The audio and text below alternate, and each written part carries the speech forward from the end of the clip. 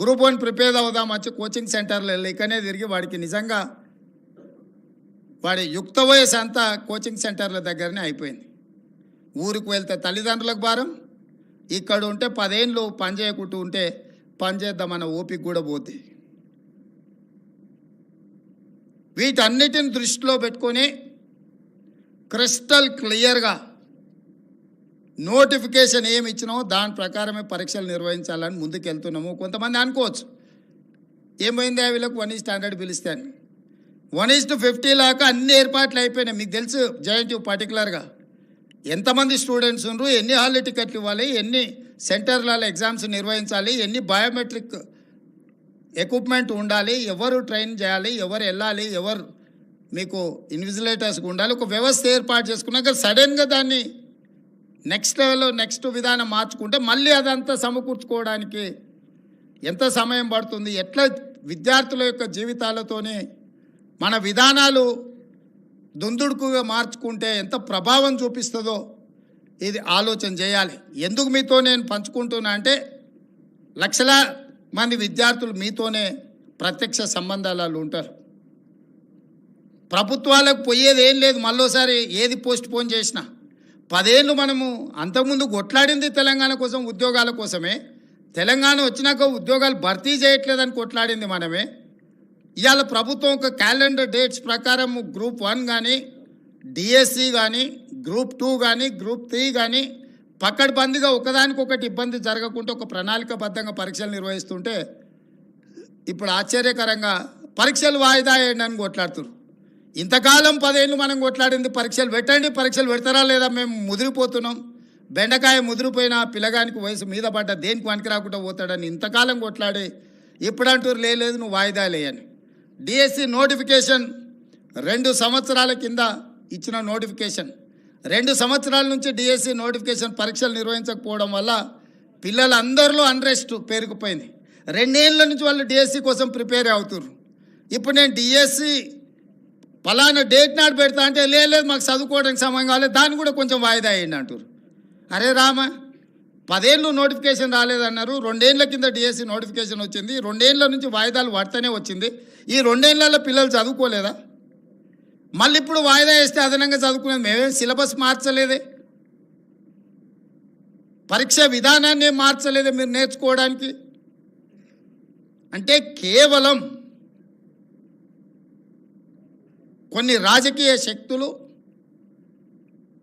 కొన్ని కోచింగ్ సెంటర్ల యజమానులు ఆన్ టైంలో పరీక్షలు అయిపోతే నష్టం జరిగేది రాజకీయ నిరుద్యోగులకు, ఎస్టాబ్లిష్ చేసుకున్న కోచింగ్ సెంటర్లకు. ఎందుకంటే ఏ పరీక్షలు ఆ పరీక్షలు అయిపోతే పిల్లలు ఈ ఉద్యోగం రాకపోతే వాడు ఇంకో దానికి వెళ్ళిపోతాడు ఆటోమేటిక్గా. ఊర్లో పోయి వ్యవసాయం చేసుకుంటాడు, ఇతర ఉద్యోగాలకు పోవాలనుకున్న వాళ్ళు ఇతర ఉద్యోగాలకు పోతారు. డిఎస్సి రాస్తే ఒకవేళ గవర్నమెంట్ టీచర్ ఉద్యోగం రాకపోతే ప్రైవేట్ స్కూల్లోనైనా జాయిన్ అవుతాడు. ఇతర బాధ్యతలు, ఇతర ఉద్యోగ ఉపాధి అవకాశాలు చూసుకుంటే నష్టపోయేది ఎవరయ్యా అంటే ఈ లక్షలాది మంది నిరుద్యోగుల ప్రాతిపదికన కోచింగ్ సెంటర్లు పెట్టుకున్న వాళ్ళకి నష్టం. కోచింగ్ సెంటర్ యజమాని ఆమరణ నిరాహార దీక్ష చేస్తా అంటారు పరీక్షలు వాయిదా వేయమని. నేను అడిగిన ఆయన హాల్ టికెట్ ఏముందో తీయరా, దేనికి రాసిండో పాపం మాట్లాడదామని. లేదు సార్ ఆయన కోచింగ్ సెంటర్ ఉంది, ఆయనకు 2 నెలలు పోస్ట్ పోన్ చేస్తే డిఎస్సి 100 కోట్లు లాభం వస్తుందంట, 2 నెలలు ఆయనకు 100 కోట్ల ఆదాయాన్ని మీరు దెబ్బతీసారట అని ఒక్క ఆయన గురించే చెప్పారు. ఇంకొక ఆయన దీక్షకు కూర్చున్నాడు. ఏందే ఆయన మన పార్టీలో ఉండే మనటి వరకు ఆయనేం పరీక్షలు రాస్తున్నాయనంటే నువ్వు పార్టీలో ఏం ఉద్యోగం ఇవ్వలేదంటే సార్ ఇప్పుడు నిన్ను గిల్లడమే ఆయన పైన అంటే అందుకే ఆయన దీక్షకు కూర్చున్నాడు సార్ అన్న. ఇంకో పిల్లగాడు కూర్చున్నాడు గాంధీ హాస్పిటల్లో చేరాడు. అరే పాపం నాకు తెలిసినోడు ఆ పిల్లగానికి ఏమన్నా కానీ ఏం పరీక్ష రాస్తుండే, అవసరం అయితే స్పెషల్ కోచింగ్ అని ఇప్పిద్దామంటే ఆయన ఏం పరీక్ష రాస్తున్నాడు సార్, ఆయనకు లీడర్ చెప్పినట్టు నువ్వు చేస్తే బాగా పేరు వస్తుంది, నీకు నేను చూసుకుంటా పో అని. నిన్న మన 3 దీక్ష చేస్తే 3 గురించి వివరాలు తెప్పించినాను. ఆ 3లో ఏ ఒక్కడు కూడా ఏ పరీక్ష రాస్తలేడు. ఏ పరీక్షలు రాయనోడు, ఏ ఉద్యోగానికి పోటీ పడనోడు నిర్వహిస్తున్న పరీక్షల్ని వాయిదాలు వేయండి అని చెప్పి దీక్షలు చేస్తారు. ఇది ఒక విచిత్రమైన పరిస్థితి. అదేవిధంగా జాబ్ క్యాలెండర్ ప్రకారం జాబ్ క్యాలెండర్ రేపు అసెంబ్లీలో డిక్లేర్ చేస్తా అని చెప్పిన. ఇంతకుముందు 10 ఏళ్ళు ఏ పొజిషన్లో అయినా గ్రూప్ 4 కావచ్చు, గ్రూప్ 3 కావచ్చు, గ్రూప్ 2 కావచ్చు, గ్రూప్ 1 కావచ్చు, ఆర్ అదర్ డిఎస్సి కావచ్చు, పారామెడికల్ కావచ్చు, గురుకుల్ కావచ్చు, లేకపోతే పోలీస్ దాంట్లో ఎప్పుడు ఉద్యోగ నోటిఫికేషన్లు వస్తాయో ఎప్పుడు నియామకాలు జరుగుతాయో తెలియదు. ఎవ్రీ ఇయర్ మార్చి 31 లోపల అన్ని శాఖలలో ఉండే ఖాళీలను తెప్పించి జూన్ 2 లోపల నోటిఫికేషన్లు ఇచ్చి డిసెంబర్ 9 లోపల సంవత్సరంలో ఉండే ఖాళీలను అన్ని భర్తీ చేయడానికి జాబ్ క్యాలెండర్ని తీసుకొస్తున్నాం. దాని చట్టబద్ధత చేస్తున్నాం. ఎవ్రీ ఇయర్ ఎందుకు మీకు యూపీఎస్సీ రిజల్ట్స్ వస్తాయి? ఐఏఎస్, ఐపీఎస్, ఐఎఫ్ఎస్, ఐఆర్ఎస్ ఏవైతే సివిల్ సర్వెంట్స్ ఉద్యోగాలు ఉన్నాయో అన్ని ఖాళీలు ప్రతి సంవత్సరం క్రమ పద్ధతిలో తెప్పించి క్రోడీకరించి క్యాలెండర్ డేట్స్ ప్రకారం ఆటోమేటిక్గా పరీక్షలు నిర్వహించేటట్టు ఉద్యోగాలు ఇచ్చి ఒక సిస్టమ్ డెవలప్ అయింది యూపీఎస్సీ. నేనే స్వయంగా యూపీఎస్సీ చైర్మన్ దగ్గర పోయి 4 గంటలు కూర్చొని మా అధికారులను తీసుకెళ్ళి కూర్చొని మీరు ఎక్కడ కూడా చిన్న ఆరోపణ లేకుండా ప్రతి సంవత్సరం ఏ విధంగా మీరు పరీక్షలు నిర్వహిస్తున్నారు, ఇన్ని లక్షలాది మందితో పరీక్షలు చేసినా కూడా మీకు ఎందుకు ఎలాంటి ఆరోపణలు లేకుండా ప్రతి సంవత్సరం మీరు పరీక్షలు నిర్వహించగలుగుతున్నారు అంటే వాళ్ళు క్లియర్గా అటానమస్గా వాళ్ళు పనిచేస్తున్నారు, పొలిటికల్ ఇన్ఫ్లుయెన్స్ లేకుండా. చిన్న ఆ ఉద్యోగిలో డెప్యుటేషన్ మీద తీసుకునే ఉద్యోగి మీద చిన్న అనుమానం వచ్చినా next minute they are surrendering that employee. కానీ పబ్లిక్ సర్వీస్ కమిషన్లో లక్షలాది ఉద్యోగాలు ఇచ్చే పబ్లిక్ సర్వీస్ కమిషన్లో మొత్తం అవుట్సోర్సింగ్ వాళ్ళని తీసుకొచ్చి పెట్టారు. వాడికే ఉద్యోగం లేక అవుట్సోర్సింగ్ వస్తే వాడు గ్రూప్ 1 ఉద్యోగాలను నియమించే బాధ్యత వాడి కంప్యూటర్స్ మొత్తం అంతా వాడికి అప్పచెప్తే వాళ్ళు ఏం చేస్తారు, ఎట్లా చేస్తారు? నియమించిన పబ్లిక్ సర్వీస్ కమిషన్ మెంబర్లను మీరు చూడండి. ఒక ఆయన ఆర్ఎంపీ డాక్టరే. ఆర్ఎంపీ డాక్టర్ అంటే గ్రూప్ 1 ఉద్యోగిని ఇంటర్వ్యూ చేసి డిసైడ్ చేస్తాడంట.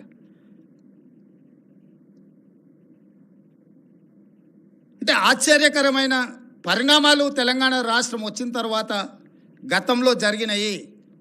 అందుకే స్పష్టంగా గ్రూప్ 1 ఉద్యోగిని ఒకవేళ నియమించాలంటే, సిలబస్ ఫైనల్ చేయాలంటే, లేదంటే ప్రొఫెసర్స్తో మాటని క్వశ్చన్ బ్యాంకింగ్ రెడీ చేయాలంటే ఆ పని చేసేవాడు అంతకంటే కొంచెం పై చదువు ఉన్నోడు, జ్ఞానం ఉన్నోడు, అవగాహన ఉన్నోడు అందులో ఉండాలన్నది నా ఆలోచన.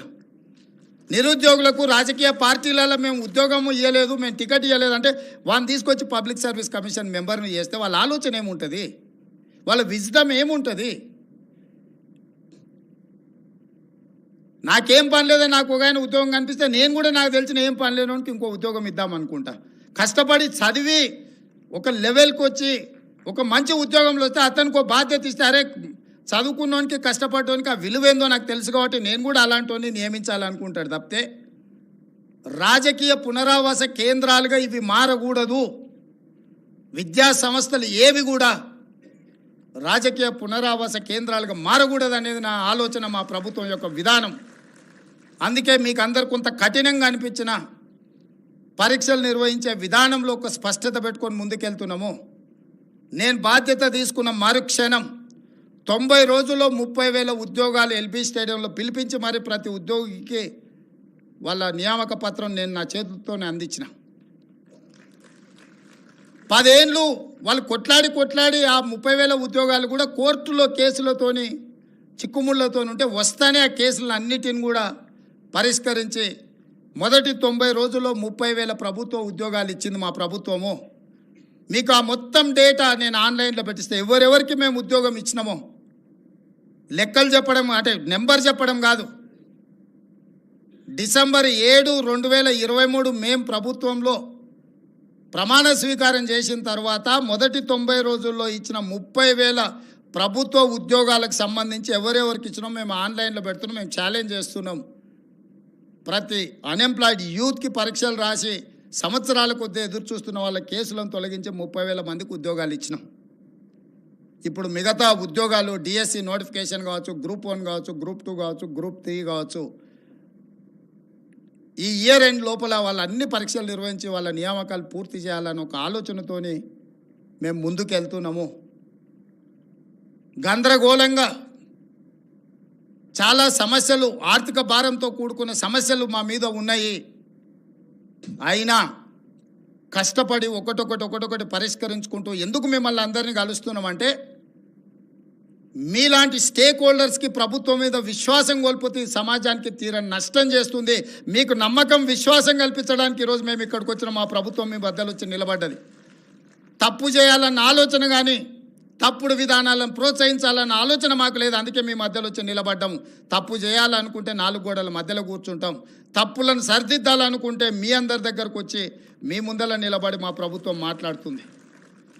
ఇది మా విధానం. యాజమాన్య సంస్థలకు అందరికీ నేను మాట ఇస్తున్నా, మీరు క్వాలిటీ పెంచండి. మీ క్వాలిటీ పెంచడానికి అవసరమైన సహకారాన్ని మా ప్రభుత్వం ఇస్తుంది. మీ ఇంజనీరింగ్ కాలేజీలు జేఎన్టీయూ అఫిలియేటెడ్గా ఉన్న ఇంజనీరింగ్ కాలేజీల యజమానులకు నేను చెప్తున్నా, నిరుద్యోగులను ఉత్పత్తి చేసే కర్మాగారాలుగా మీ ఇంజనీరింగ్ కాలేజీలు మారకూడదు. మీరు ఉద్యోగ ఉపాధి అవకాశాలు మీ క్యాంపస్ నుంచి బయటకు వచ్చిందంటే వాడు ఒక ప్రయోజకుడు ఈ సమాజ నిర్మాణంలో భాగస్వాములను తయారు చేసి బయటికి పంపించే విధంగా మీరు ప్రయత్నం చేయండి. మీకు అవసరమైన సహకారాన్ని ఇచ్చే బాధ్యత మా ప్రభుత్వం తీసుకుంటుంది అని చెప్పి మీకు అందరికీ చెప్పదలుచుకున్న. స్కిల్ లేకుంటే సర్టిఫికెట్ ఉంటే ఉద్యోగం రాదు. ఇది వారసత్వ సంపద కాదు. తాతల నుంచి తండ్రులకు వచ్చి, తండ్రుల నుంచి కొడుకులకు వచ్చి, కొడుకుల నుంచి వాళ్ళ పిల్లలకు పోవడానికి యాన్సిస్టర్ ప్రాపర్టీ అయితే వారసత్వం కింద బదిలీ చేయొచ్చు. స్కిల్ అట్లాంటిది కాదు. స్కిల్ ఎవరికి వాళ్ళు నేర్చుకోవాల్సిందే, అప్గ్రేడ్ చేసుకోవాల్సిందే. ఎప్పటికప్పుడు కూడా ప్రపంచంతో పోటీ పడాలంటే ఎప్పటికప్పుడు మనకున్న స్కిల్ని కూడా అప్గ్రేడ్ చేసుకోవాల్సిన అవసరం సమాజంలో ఉంది. దానికి అవసరమైన ప్రణాళికలు మీరు సిద్ధం చేయండి. మీరు అన్ని రకాలుగా మా ప్రభుత్వాన్ని ఎప్పుడు ఏం కావాలన్నా చెప్పుకోవడానికి మీకు అవకాశం ఉంటుంది. ఈ 6 నెలలు కొంత మీకోసం సమయం ఇవ్వకపోవడానికి ఉన్న రాజకీయాలు, పరిస్థితులు, పరిణామాలు, తీవ్రమైన సమస్యల ప్రాధాన్యత క్రమాన్ని మేము నిర్ణయించుకొని తీవ్రమైన సమస్యల్ని ముందు అడ్రస్ చేసుకుంటూ మిగతా వాటిని ఒక క్రమ పద్ధతిలో పెట్టుకొని ముందుకు వెళ్తున్నాం. డెఫినెట్గా మీ ఆలోచన, మిమ్మల్ని పట్టి పీడిస్తున్న భూతము, ఫీజు రియంబర్స్మెంటు, దాన్ని తప్పకుండా కూడా ఉండరు. అందుకే కరికులం నుంచి ప్రతిదీ ఐఎస్బికి ఒక మేనేజ్మెంట్ ఎట్లయితే ఉందో దాని అవసరాలను బట్టి ప్రపంచంతో పోటీ పడే విధంగా వాళ్ళు ఎట్లా నిర్వహించుకోవడానికి ఇచ్చినామో అటానమస్గా స్కిల్ డెవలప్మెంట్ యూనివర్సిటీ కూడా అట్లా అటానమస్ స్టేటస్ ఇచ్చి ప్రతిదీ వాళ్ళే నిర్వహించుకునే విధంగా ఏర్పాటు చేయాలి అని చెప్పి ఈరోజు మేము నిర్ణయం తీసుకున్నాము. ఆల్రెడీ ఆ దిశగా ప్రభుత్వం ప్రణాళికలు సిద్ధం చేసి వాళ్ళకి చెప్పింది. అందులో ముఖ్యంగా ఫార్మా సైడ్ ఉన్న ఇండస్ట్రీస్లను, అదేవిధంగా ఐఎస్బిలో ఆల్రెడీ పార్టయా ఎడ్యుకేషన్ ఇన్స్టిట్యూట్స్ రన్ చేస్తున్న వాళ్ళందరినీ కూడా పిలిపించి కూర్చోబెట్టి మాట్లాడడం జరిగింది. ఆ రోజు అత్యవసరంగా మీటింగ్ ఏర్పాటు చేసినాం కాబట్టి కొద్ది మందిని ఆ రోజు పిలవగలిగినాము. అందుకే ఈరోజు స్కిల్ డెవలప్మెంట్ యూనివర్సిటీలో ప్రభుత్వం ఏమైతే చేయాలనుకుంటుందో మీ వైపు నుంచి ఎవరైనా సహకరించే వాళ్ళు ఉంటే డెఫినెట్గా మా principal secretary education Burra Venkatesham గారిని మీరు ఒకసారి కలవండి.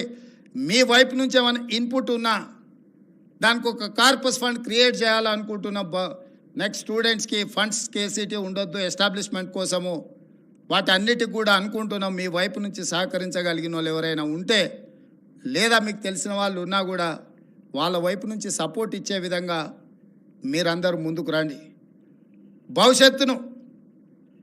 భవిష్యత్తులో తెలంగాణ లేదా పక్క రాష్ట్రంతో పోటీ పడడం కాదు, నేను పదే చెప్తున్న పక్క రాష్ట్రాలతో పోటీ పడే పరిస్థితి నుంచి ప్రపంచంతోనే పోటీ పడే విధంగా మన రాష్ట్రం ఎదగాలి. ఎదగడానికి అవసరమైన ప్రణాళికలు, విధానాలు మేము తీసుకొస్తాము, అమలు చేసే బాధ్యత మీది. ఎందుకు అని అంటే మీరు అమలు చేసినప్పుడే ఆ క్వాలిటీ ఎడ్యుకేషన్, క్వాలిటీ ట్రైనింగ్ వస్తుంది. మేము పాలసీ మేకర్స్ మాత్రమే. మీకేం పాలసీ కావాలో మీరు మా దగ్గరికి పుష్ చేయండి. ఆ పాలసీని అడాప్ట్ చేసుకొని వితిన్ డేస్లో గవర్నమెంట్ వాటికి అనుమతి ఇచ్చే బాధ్యత మా ప్రభుత్వం తీసుకుంటుంది. మా ప్రభుత్వానికి భేషజాలు లేవు.